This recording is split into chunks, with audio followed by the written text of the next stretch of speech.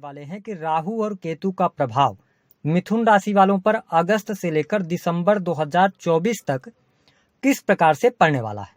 क्योंकि राहु देव वर्तमान समय में मीन राशि में गोचर कर रहे हैं और ये शनि के नक्षत्र में गोचर कर रहे हैं, और केतु देव की यदि हम बात करें तो ये कन्या राशि में और वर्तमान समय में चंद्रमा के नक्षत्र से गोचर कर रहे हैं।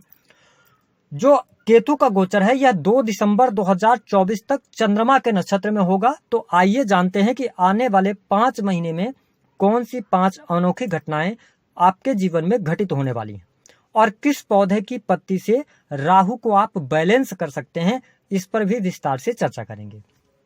देखिए, मिथुन लग्न और मिथुन राशि के यदि आप हैं तो आपकी राशि से राहु का जो ट्रांजिट हो रहा है वह 10वें भाव से हो रहा है, वही केतु आपके 4th भाव से गोचर कर रहे हैं, जिसके परिणाम स्वरूप यह समय आपके जीवन में निस्संदेह बड़े परिवर्तन लेकर आने वाला है।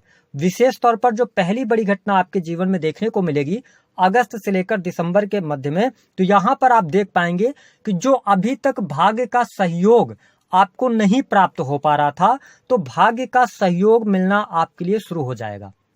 राहु का शनि के नक्षत्र में गोचर करना कहीं न कहीं से जो परेशानियां आपके जीवन में चल रही हैं उन परेशानियों से आप बाहर निकलेंगे। विशेष तौर पर यदि आपके जीवन में नौकरी को लेकर कोई समस्या चल रही थी या नौकरी में आप कोई चेंज करना चाह रहे हैं, कोई परिवर्तन करना चाह रहे हैं, तो यह समय आपके लिए बेहतरीन साबित होने वाला है। साथ ही आप देख पाएंगे कि यदि आप धर्म के साथ जुड़े रहते हैं और धार्मिक कार्य करते रहते हैं तो आपके लिए हर प्रकार की जो चुनौतियां हैं उन चुनौतियों से बाहर निकलने का अवसर भी आपके सामने आता रहेगा। इसके साथ में जो लोग अपना बिजनेस कर रहे हैं, व्यापार कर रहे हैं, उनके लिए भी समय काफी अनुकूल यहाँ पर रहने वाला है। यदि आप ऑलरेडी विदेश में रह रहे हैं, विदेश में रहकर नौकरी कर रहे हैं, अपना बिजनेस कर रहे हैं, तो आपको बहुत अच्छा बेनिफिट और लाभ भी प्राप्त होगा। यदि आप इंडिया में ही हैं और यहाँ पर आपके पास में नौकरी वगैरह नहीं है तो आपको नौकरी के लिए प्रयास करना चाहिए, आपको नौकरी में सफलता प्राप्त होगी।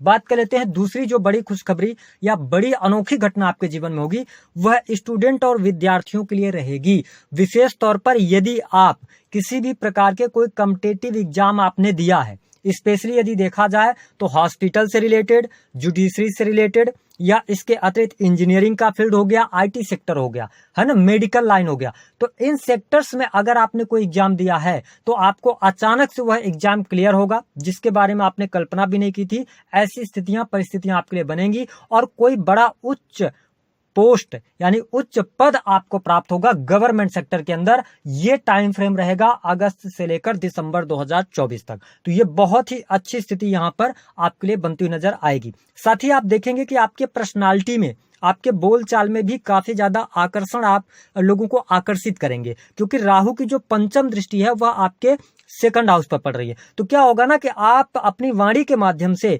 अपना काम बना ले जाएंगे, ठीक है, सामने वाले से काम निकलवा लेंगे। ये स्थिति बहुत बढ़िया रहेगी, यानी कि आपको थोड़ा सा जो नेचर रहेगा इस टाइम फ्रेम के दौरान वह डिप्लोमेटिक नेचर के आप रहेंगे। हालांकि मान सम्मान की आपके लिए प्राप्ति होती हुई दिखाई दे रही है, आपके कार्य क्षेत्र में तरक्की देखने को मिलेगी। यदि आप पॉलिटिक्स के अंदर हैं, राजनीतिक क्षेत्र से जुड़ाव रखते हैं, तो यह समय आपके लिए बेहतरीन साबित होने जा रहा है। बहुत अच्छी चीजें यहाँ पर देखने को मिलेंगी।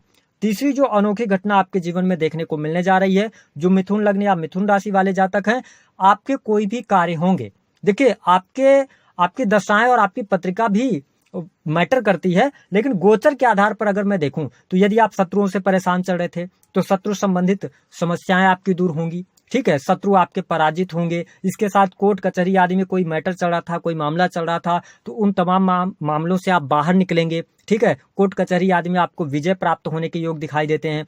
अगली स्थिति यह है कि यदि आप बहुत ज्यादा कर्ज में दबे हुए हैं, कर्ज ईएमआई वगैरह आपने ले रखी है, तो थोड़ा सा यहाँ पर समय अब आपके लिए सपोर्टिव होता नजर आएगा और सस राज्यों का भी फायदा भरपूर तरीके से आप उठाने में सफल होंगे, ठीक है। हायर एजुकेशन के अंदर अच्छी सफलता आपको मिलेगी। अगर आप किसी भी प्रकार से टीचिंग के फील्ड से जुड़े हुए हैं, कम्युनिकेशन का कोई फील्ड है, मिथुन लग्न या मिथुन राशि के हैं, तो आपके लिए यह समय बेहद ही शानदार रहने वाला है। आपको बहुत अच्छी सफलता प्राप्त होने वाली है।